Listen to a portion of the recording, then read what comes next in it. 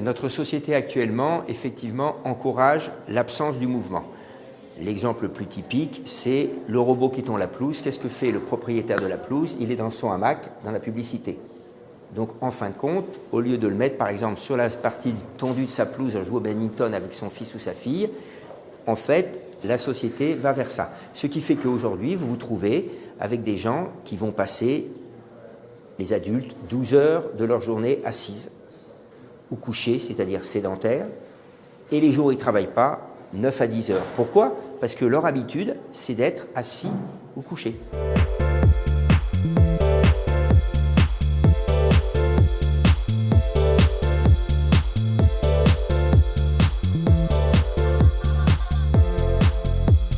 Les assises du muscle 2026, ce qu'on en attend, c'est que le public, l'auditoire prennent conscience de la problématique qui se pose depuis la naissance jusqu'à l'EHPAD. C'est ça qu'il faut comprendre. C'est le problème de l'activité physique, c'est à vie. En fait, on sait que quand on bouge, on va libérer des molécules qui sont bonnes pour le corps. Problème, ces molécules, leur effet dure 36 heures en moyenne. Donc dès que j'ai fait 48 heures sans bouger, j'ai perdu le bénéfice. C'est pour ça que l'activité physique s'est présentée comme une thérapeutique non médicamenteuse, donc il faut la prendre tous les jours. Donc il va falloir que l'auditoire en prenne conscience. Il va y avoir pas mal de personnes qui seront être du monde médical, du monde paramédical. Là, il faut aussi qu'on change complètement le paradigme des formations des médecins et des paramédicaux.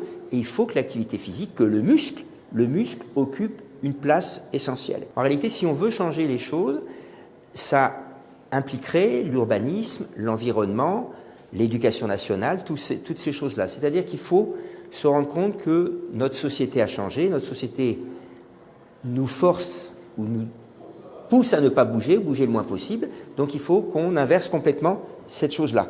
Par exemple, je pourrais dire, à niveau de l'éducation nationale, eh bien, on fait tous les matins, à l'entrée à l'école, avant d'aller s'asseoir en classe, eh bien, on fait 30 minutes d'activité physique. Mais ce que l'on veut, bouger, chanter, jouer, faire quelque chose qui nous permette de s'activer. Ça peut être le premier exemple qui serait, par exemple, au niveau de l'éducation nationale. Dans les entreprises, on peut favoriser les déplacements, les mobilités actives. Alors, mobilité active, ce n'est pas la trottinette électrique, c'est le vélo assistance électrique, et par exemple, ou la marche, peu importe. Mais vous voyez, favoriser cela.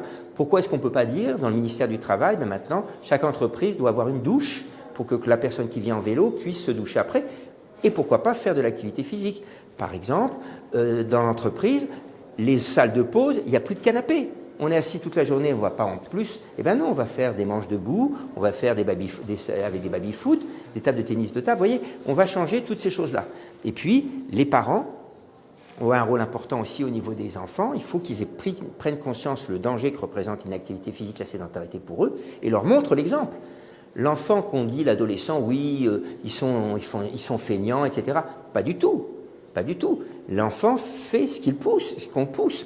Comme on dit certains enfants très justement, des adolescents, c'est pas nous qui avons créé le portable, c'est vous et qui nous l'avez donné. Donc on se retrouve dans cette situation. Eh bien, ok pour le portable, mais à côté de ça, les parents vont bouger avec leurs enfants, les habituer dès qu'ils sont petits à monter des escaliers, plutôt qu'au contraire les protéger en disant il ne faut pas qu'ils montent trop d'escaliers, etc. Donc c'est vraiment un changement de paradigme complet. Je vais parler sur un côté un peu plus positif. Tout ce à côté de quoi on passe quand on ne bouge pas. C'est-à-dire que c'est vrai, quand on bouge, par exemple, c'est quelque chose qui peut être un plaisir, qui peut être plaisant, on voit plein de choses nouvelles, on ressent des odeurs, on retrouve des gens, parce que la sédentarité, c'est pas ça qui encourage le social, hein. On a plutôt tendance à être seul devant son écran, devant son portable. Alors on a des tas d'amis sur les réseaux sociaux, mais c'est pas des vrais amis. Les vrais amis, c'est ceux qu'on a à côté de soi quand on marche. Et tout ça, c'est le mouvement qui va permettre. D'ailleurs, on le voit très bien. Chaque fois que vous avez du mouvement, vous avez des rires, vous avez du jeu, vous avez une qualité de vie bien différente. Et ça, c'est le mouvement. Le mouvement nous donne une qualité de vie bien différente. Donc ça, je crois qu'il faut qu'on s'en rende compte. Et moi, j'ai l'habitude de dire, pour pousser des gens très handicapés à faire de l'activité physique, ils bougent parfois que leurs mains et tout, eh bien leur sourire revient parce qu'ils bougent leurs mains, surtout s'il y a d'autres personnes à côté d'eux qui le font aussi. Et donc, ça veut dire que le mouvement, c'est vraiment le plaisir.